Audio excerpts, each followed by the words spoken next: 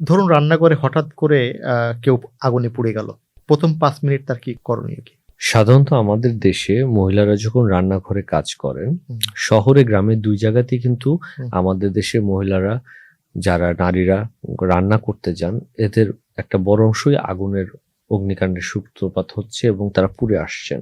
এই ক্ষেত্রে আপনার একটা জিনিস মাথায় রাখতে হয় যে কোনো জায়গায় যদি কাপড়ে আগুন লেগে যায়, প্রথমে কি করা উচিত?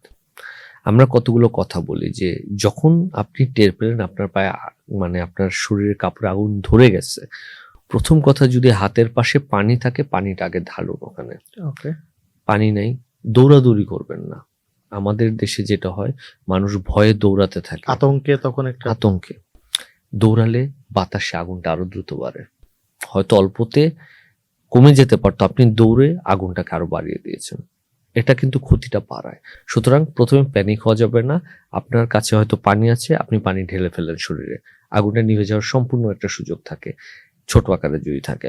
এখন পানি নেই, কি করবেন? সবচেয়ে ভালো কথা আমরা বলি যে শুয়ে পড়ে রোল করেন, গড়াগড়ি করেন। হ্যাঁ, তাতে হয় কি, ওই পোড়ার যেখানে আগুনটা ধরছে ওইটা যদি চাপা পড়ে যায়, বাতাসের অভাব হলে ওটা মুহূর্তের মধ্যে নিভে বন্ধ যাবে। হয়ে যাওয়ার বা নিভে যাওয়ার সম্পূর্ণ সুযোগ থাকতেছে। কিন্তু আপনি যখন ওই যে ভয় পেয়ে দৌড় দিলেন, আগুনটা তখন দাও দাও করে বেড়ে যায় বাতাস পেয়ে। হয়তো আমি ধরলাম যে আপনি নিভিয়ে ফেলতে পেরেছেন, ঠিক আছে, এখন কি করবেন? হাতে কিছু কিছু জায়গায় হয়তো পুড়ে গেছে।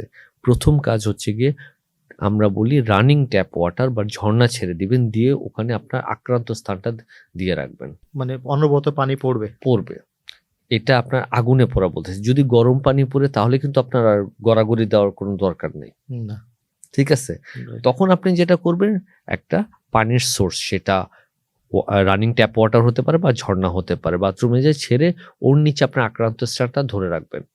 তাহলে কি হবে, এই যে পানিটার একটা ধারা আসতেছে, বাই দ্য ওয়ে আমরা কিন্তু normal temperature running tap water বলতে চাচ্ছি, আপনি ঠান্ডা পানি বা বরফ পানি। এই জন্য আমি এটা উল্লেখ করতে চাচ্ছি যে আপনি নর্মাল টেম্পারেচারের পানিটা দিচ্ছেন, তাহলে হচ্ছে পানিটা ওই অংশে যদি কোনো গরম তরল পদার্থ লেগেও থাকে, কারণ আমাদের রান্না করতে গিয়ে তরকারি, গরম তেল, গরম পানি পড়ে, আপনি যখন পানি ঢালতেছেন ওটা কিন্তু ধুয়ে চলে যাচ্ছে, কারণ এই গরম জিনিসটা যতক্ষণ আপনার শরীরের স্পর্শে থাকছে ততক্ষণ পর্যন্ত সে হিটটা ছাড়বে এবং সেই হিটে আপনার চামড়াটা আরো গভীর পর্যন্ত পুড়তে থাকবে। যখন আপনি রানিং ট্যাপ ওয়াটার দিলেন, সে কিন্তু ধুয়ে নিয়ে চলে গেল, পানিটাকে ওখানে থাকতে দিল না। গরম যে অংশটা ছিল, সেটা ঝোল হোক, তরকারি হোক, বা পায়েস হোক, দুধ হোক, পানি হোক, সেটা কিন্তু ধুয়ে নিয়ে গেল, প্লাস সে জায়গাটা কুল ডাউনও করলো।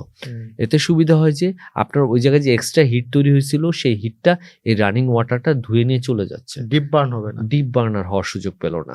অনেকে করে কি, ওইখানে বরফ ধরে রাখে, ঠান্ডা পানি ঢালতে থাকে। ঠান্ডা পানি ঢাললে যেটা হয়, আমাদের শরীরের ওই অংশে রক্ত চলাচল কমে আসবে। কমে আসলে পরবর্তীতে আবার রক্ত চলাচল আস্তে আস্তে অনেক ক্ষেত্রেই দেখা যায় যেটা একটা সুপারফিশিয়াল হালকা পোড়া জায়গা ছিল, ওটা অনেক সময় ডিপ হয়ে যায়। সুতরাং পানি ঢালুন, কিন্তু সাধারণ তাপমাত্রার পানি ঢালবেন।